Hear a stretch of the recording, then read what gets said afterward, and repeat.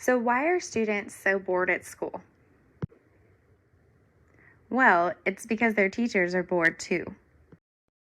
Professional learning is important so educators are up to date on research-based learning strategies and how to help their students achieve more. But it makes sense that if the education model that is meant to prepare our students for success is out of date, so is the model of professional learning that is meant to help our teachers prepare and educate our students.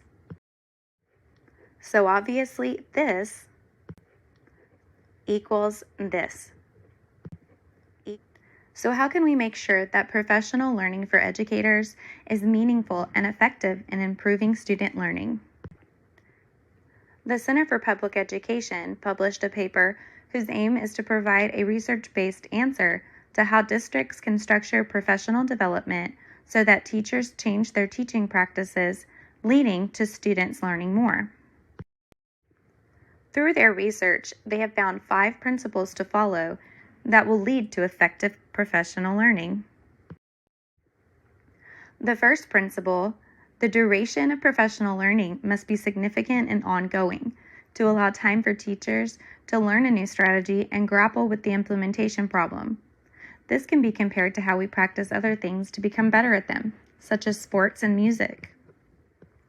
Principle 2, there must be support for teachers during the implementation stage that addresses the specific challenges of changing classroom practice, just as we have coaches and experts help us to become better baseball players or how to become better at the piano.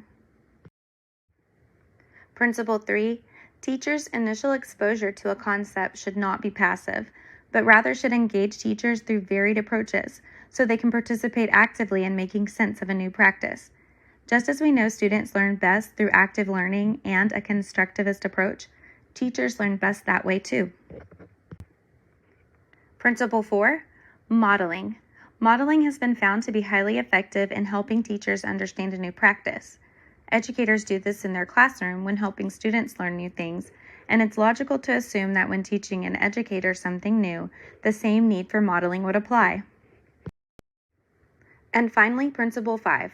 The content presented to teachers shouldn't be generic, but instead specific to the discipline. If teachers don't find the information useful and they can't use it in their own classroom to help them help their students, then what's the point? Educators need to learn new ways of teaching. Following these 5 principles for meaningful professional learning can teach teachers how to teach in a more effective and meaningful way, directly impacting student achievement in a positive way.